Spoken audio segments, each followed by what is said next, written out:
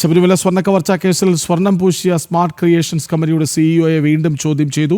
ഇന്നലെയാണ് പങ്കജ് ഭണ്ഡാരിയെ പ്രത്യേക അന്വേഷണ സംഘം ചോദ്യം ചെയ്തത്. 2 ജീവനക്കാരെയും ചോദ്യം ചെയ്തു. തടവിൽ കഴിയുന്ന മുൻ ദേവസ്വം മുൻ പ്രസിഡന്റ് പത്മകുമാറിനൊപ്പമുള്ള ബോർഡ് അംഗങ്ങളെ ഈ ആഴ്ച വീണ്ടും മൊഴിയെടുക്കാൻ വിളിപ്പിക്കും. ഇതുകൂടാതെ ഏറ്റവും അവസാനം സ്വർണ്ണപ്പാളി പൂശാൻ അനുമതി നൽകിയ മുൻ ദേവസ്വം ബോർഡ് പ്രസിഡന്റ് PS പ്രശാന്തിൻ്റെയും മൊഴിയെടുക്കും. വിവരങ്ങളുമായി ദിസ്ന സുരേഷ് ഒപ്പം ചേരുന്നു. ദിസ്ന, അങ്ങനെ ഓരോരുത്തരായി കളത്തിലേക്ക് വരികയാണ്. ഒരല്പം വൈകിയെങ്കിലും ഇനിയും അത് നീളുമോ എന്നറിയില്ലെങ്കിൽ പോലും PS പ്രശാന്തിൻ്റെ ഒക്കെ പേര് വരുന്നുണ്ട്. ദേവസ്വം കമ്മീഷൻ അറിയാതെയാണല്ലോ ഒടുവിൽ പൂശാൻ കൊണ്ടുപോയത്.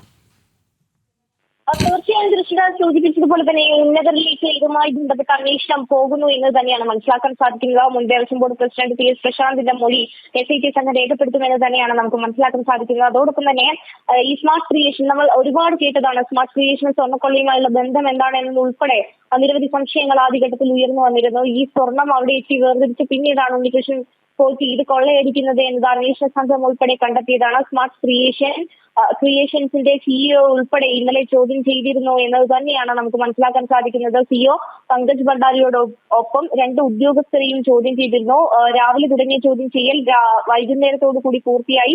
പിന്നീട് വിട്ടയക്കുകയായിരുന്നു. വീണ്ടും ചോദ്യം ചെയ്യൽ വിളിപ്പിച്ചാൽ ഉടൻ എത്തണം എന്നൊരു നിർദ്ദേശവും SIT മുന്നോട്ട് വെച്ചിട്ടുണ്ട് എന്നത് തന്നെയാണ് മനസ്സിലാക്കാൻ സാധിക്കുന്നത്. ഇതിൽ ഏറ്റവും എടുത്തു പറയേണ്ടത് ഈ ഉണ്ണികൃഷ്ണൻ പോറ്റിയും മുരാരി ബാബുവിനെയും കസ്റ്റഡിയിൽ വാങ്ങിയതിനു ശേഷമാണ് ഇത്തരത്തിലൊരു നിർണായക നീക്കത്തിലേക്ക് SIT സംഘം കടന്നത് എന്നത് തന്നെയാണ്. കൃഷ്ണരാജ് അത്തരത്തിൽ കസ്റ്റഡിയിൽ ഉണ്ടാവുമ്പോൾ തന്നെയാണ് ഈ പങ്കജ് ഭണ്ഡാരിയെയും ചോദ്യം ചെയ്തത്. അതോടൊപ്പം തന്നെ പത്മകുമാറിന്റെ ആ കാലഘട്ടത്തിലെ ബോർഡ് അംഗങ്ങളായിരുന്ന ആളുകളുടെ മൊഴിയും രേഖപ്പെടുത്തും എന്ന് തന്നെയാണ് നമുക്ക് മനസ്സിലാക്കാൻ സാധിക്കുന്നത്. ഈ പങ്കജ് ഭണ്ഡാരിയെ മുൻപ് ദേവസ്വം വിജിലൻസും ഈ സംഭവവുമായി ബന്ധപ്പെട്ട് ചോദ്യം ചെയ്തിട്ടുണ്ട്. ഉടൻ തന്നെ മുൻ ദേവസ്വം ബോർഡ് പ്രസിഡന്റ് ആയിരുന്ന PS പ്രശാന്തിന്റെ മൊഴി രേഖപ്പെടുത്താൻ പോവുകയാണ്.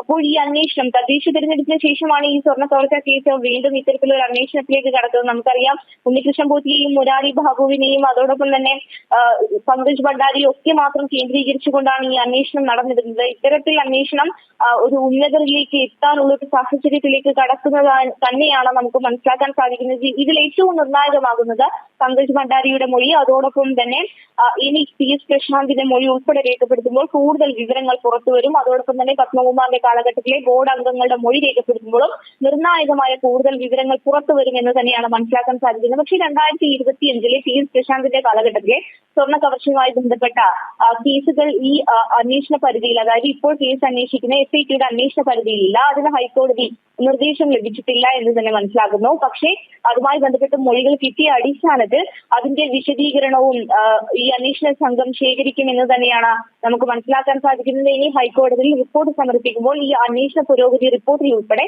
ഈ കാര്യങ്ങൾ കൂടി ഉൾപ്പെടുത്തിയാവും റിപ്പോർട്ട് നൽകുക എന്നത് തന്നെയാണ് നിലവിൽ നമുക്ക് മനസ്സിലാക്കാൻ സാധിക്കുന്നത്. കൃഷ്ണദാസ്. ശരി ദിസ്ന.